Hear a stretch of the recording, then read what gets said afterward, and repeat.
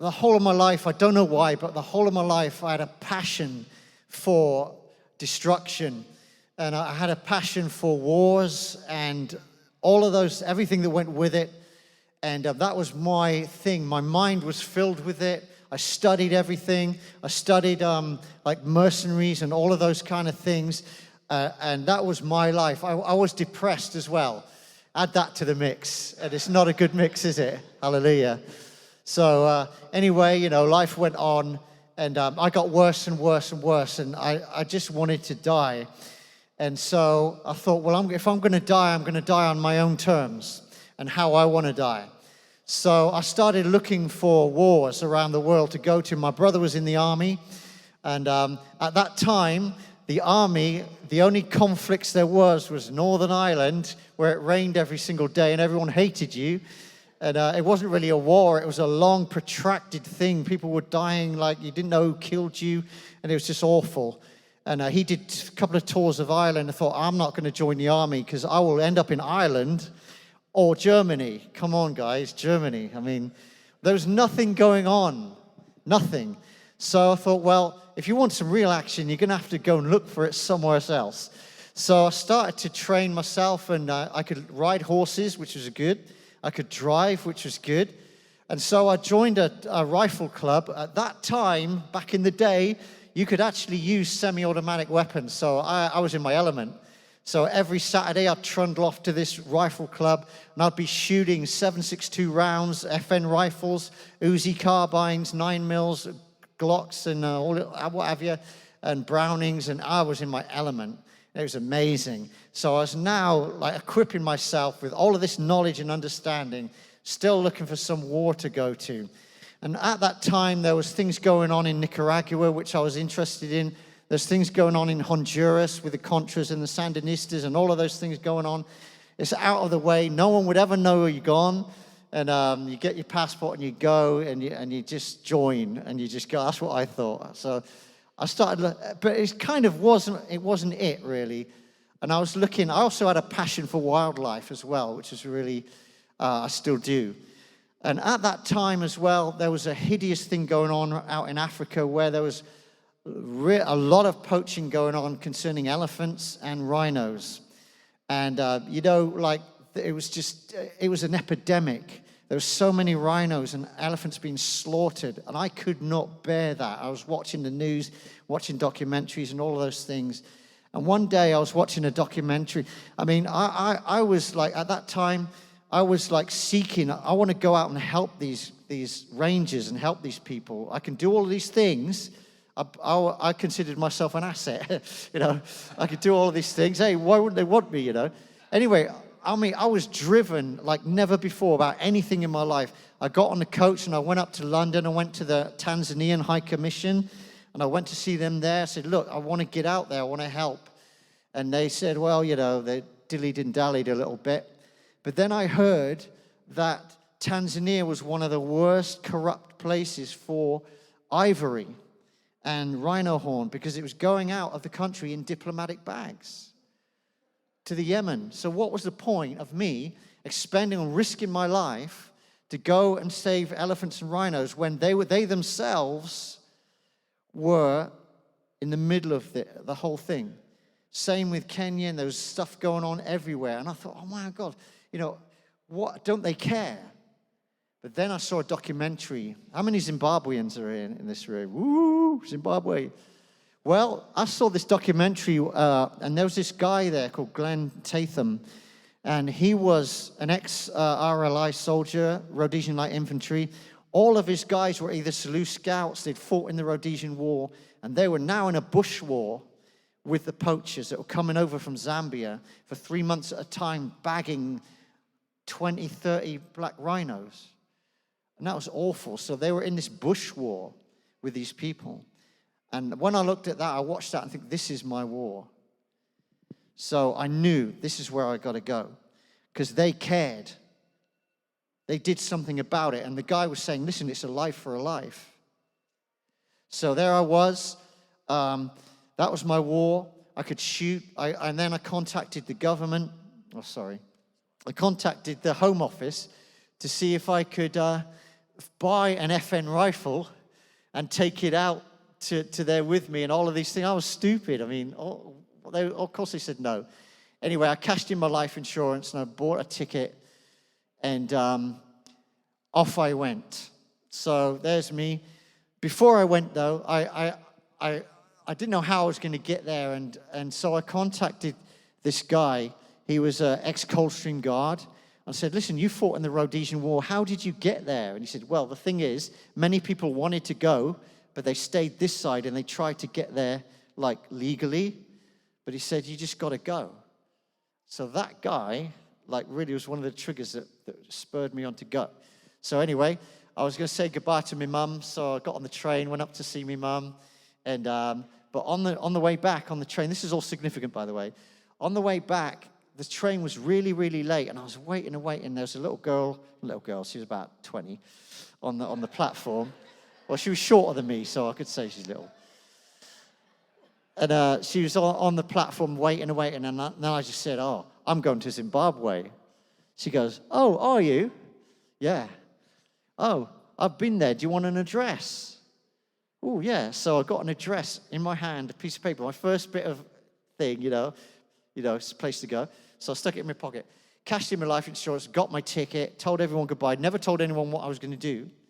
But I was going to go out and join these guys, and I was going to kill poachers. And I would have done it, and I would have done it, and I would have not have batted an eyelid. I would have had no remorse.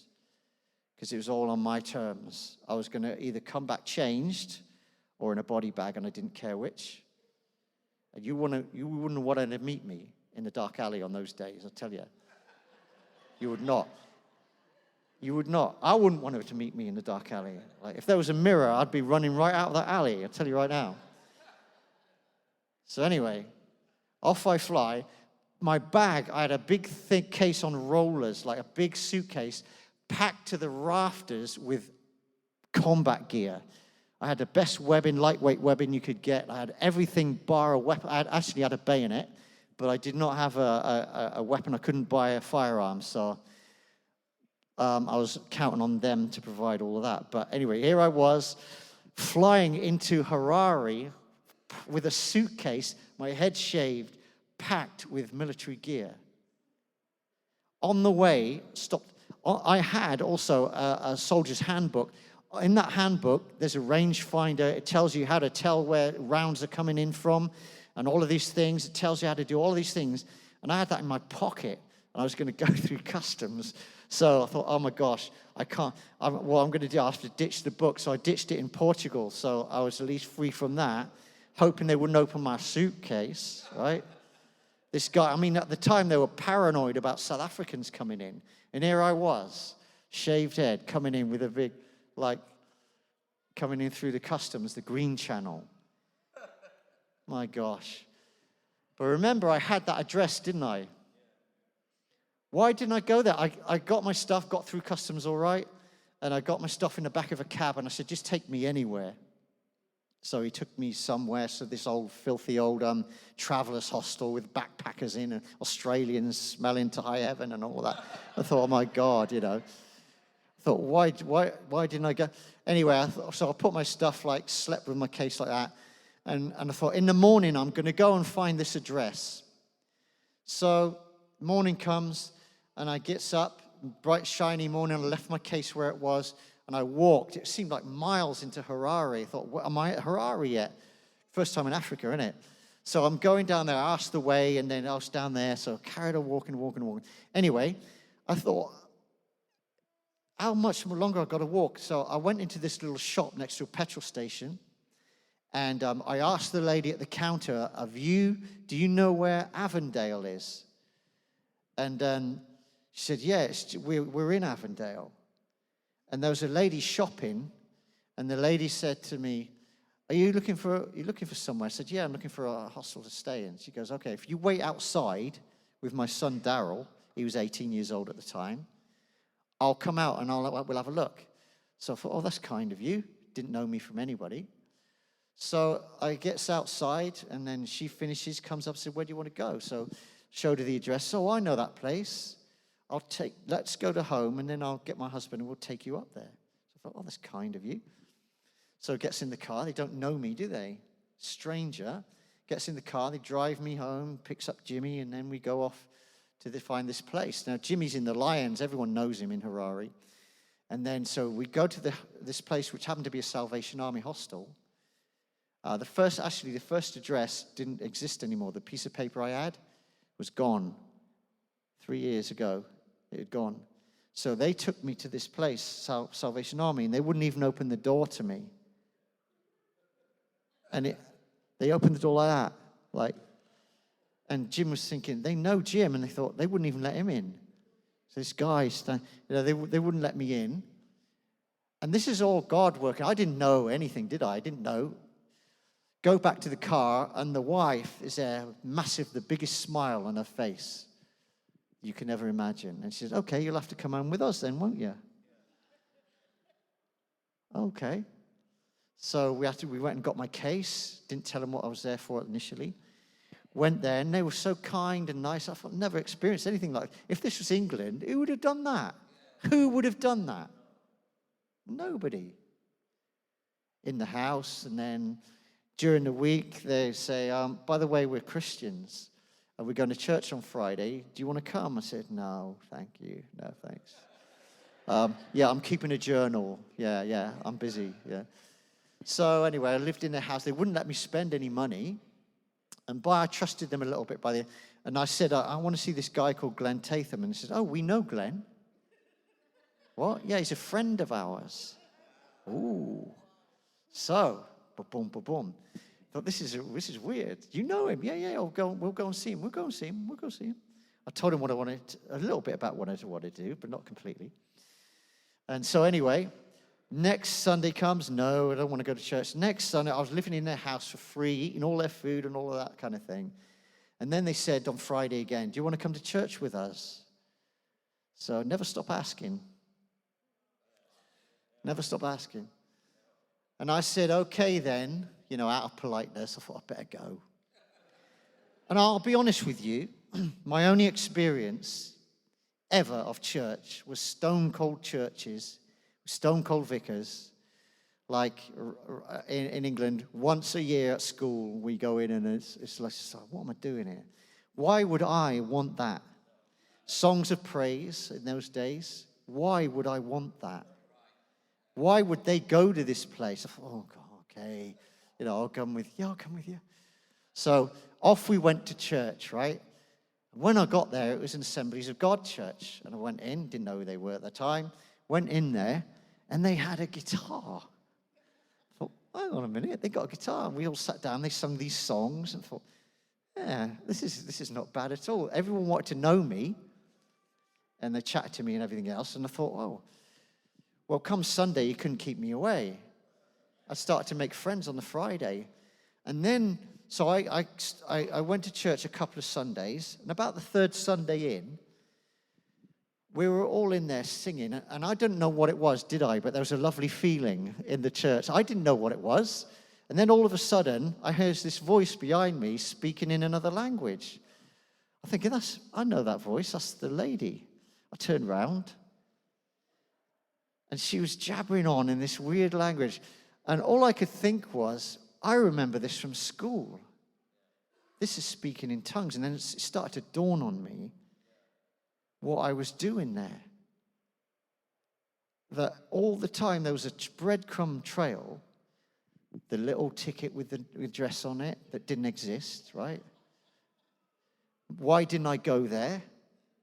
Right, and I was calculating all these things. Why didn't I go there? I could have got on the taxi, told him to take me there. It would have been a completely different story. But I didn't, did I? I went to some grotty place, and then in the morning I went there. That's when I met Mary Ann. That's when they asked me to church. Now they're speaking in tongues. I'm thinking, this is real. And I said to myself, I would be a real idiot if I did not realize that this was real. And so the pastor, who was a Londoner, after that service, took me in the office and said, what do you think? I said, well, I don't know. He said, are you a Christian? I said, I think so. I knew I wasn't a Muslim.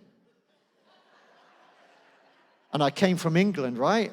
So therefore, I must be a Christian. Right? Duh. I said, I don't know. He said, okay, well, let me ask you a question. This is the killer question. He said to me, if you died right now, do you know that you'd go to heaven and be with the Lord? And I could not answer him. That was the most supernatural question I've ever been asked. I could not answer him. And I knew at that point I didn't know Jesus. But he said, do you want to be sure you're going to heaven? Yes, yes.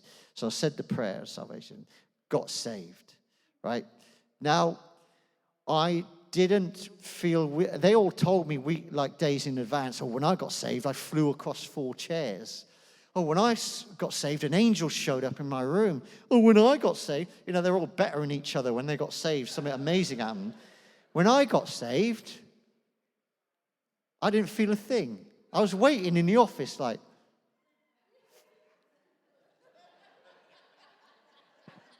come on, Lord. Nothing. But, and I'll tell you, I will confess to you, before I got saved, I had the most filthiest mouth you could ever not want to imagine. I was on building sites, and I knew that was in me. That was a nature thing. Blah, blah, blah. Swearing, gap swearing. Right? Everything was swearing with me. What I realized when I got saved over those next few days was, it was like there was nothing in there to swear. And that's how I knew something. This is weird because something's gone, like out of me, that compelled me to act like that. It was my first nature to do that. Now what's happened? Something. That's what I noticed. I thought, man, this is even more real than I thought it would be. So I still had the spirit of stupid mind. And I still did stupid things, but it didn't mean I wasn't saved. It just mean I had to catch up. And I remember one time, I'll just share a quick testimony. Because I wasn't allowed to spend any money and all that sort of thing, they wouldn't let me spend any money. I wanted to spend my money. But I soon ran out of it. So I went to do an illegal money deal in Harare. And I did it the first time because you could get, like, at that time, it was 7 Zim dollars to the pound. But I could get double that, so I did. So left it about 4 or 5 weeks, then I went down again, saw the same guy, and he looked a bit shifty and nervous. He said, I said, what's wrong? He said, oh, the CIO are watching us. CIO. Let's go somewhere different. I said, no, you just want to rob me. You want me to go somewhere different so you can rob me. No, we're going in the same doorway, in an office it was. Same doorway on First Street, opposite Woolworths. Anyone know Harare? Yeah, opposite Woolworths there. You know Woolworths. There was an office, yeah. So anyway, you go in the little hallway and up the stairs. So I let him take my money and go upstairs, right? And I had my back to the street and I stood there like that. All of a sudden, this shadow loomed. And I turned around and there was this guy in a suit. And he said, what did you just give him? I said, I didn't give him anything. I lied. Still got spirit of stupid then. I lied. Didn't give him anything. Do you know him? No, I don't know him. So I turned around, started to walk into the street, and he was following me, tagging me, right? And then I just managed to, don't know how I got out of it, but I managed to explain to him. I didn't know the guy. My heart was racing, I'm praying silently. And he left me. I went into Woolworths, and I was behind this column in Woolworths watching, see if this guy comes out. I said, don't come out, don't come out, don't come out. Anyway, he didn't come out. But those two CIO, Central Intelligence guys, came in looking for me. And here I was. They were where Josh is now. I was behind a pillar. What am I going to do? Any minute they're going to come around and see me. So I thought, okay, I had a green top on.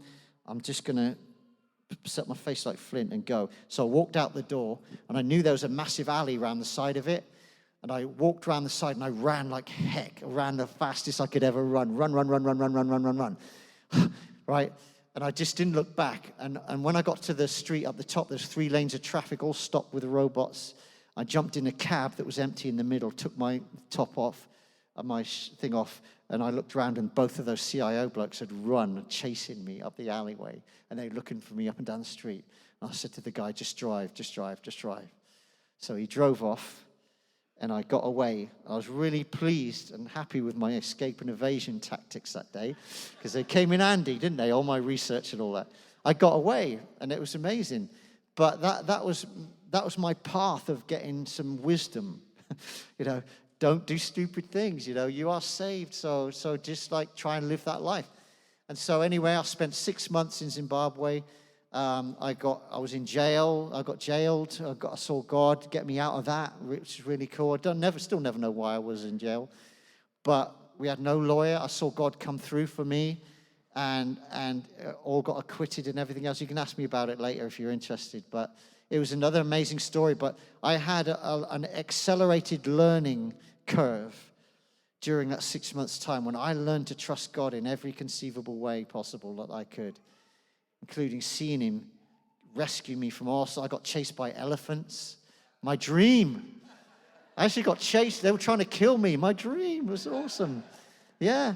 I got hunted by a black rhino. I loved it. I just like I got to work with black rhino in the end. See, God made a safe way. Well, almost safe. But 52,000 acre ranch with 17 black rhino. The guy hadn't seen him for 2 years. And my job was to find them and plot where they were on a big map. And I loved that. So what I'd say to you today is, because of that, and when I got home, I had to leave after 6 months. I got home, I got to my house where my mum and dad lived, went up, took my bags up into my bedroom, and on my bedroom door, there was a really well-drawn cross in biro on white paper. And when I looked at that cross, I had forgotten that before I left for Zimbabwe, I had drawn that. And it was probably an RIP, rest in peace for me. But when I got back, is what gave me life. I wasn't going to die. It wasn't my death. Hallelujah. And because, God set the whole thing up, and all I can say is, since then, I've been around the world preaching the gospel. India, seen countless people saved, countless people healed. How about one life multiplied so many times? God used my life to save more lives. It's just one seed. Jesus said, unless a seed falls in the ground, it dies. It remains alone, but if it dies, it bears much fruit. And we're all fruit makers. Hallelujah. So just expect God. Many of you got incredible testimonies, but keep going. Keep using that fruit. Hallelujah. One life change can change so many others. Hallelujah. So, Father, I just want to thank you for my testimony. It's my quick one, quick testimony, but it's real. And I was going one way, my plans, but Lord, you had your way. And I'm so eternally thankful. So we just pray for anyone listening to this testimony who doesn't know Jesus yet in this room. Lord, just show them that you are real and you can turn any situation around. Hallelujah. In Jesus' name. And I never got to kill anyone. And I'm eternally grateful. You thought I was going to say something else then, didn't you? Hallelujah.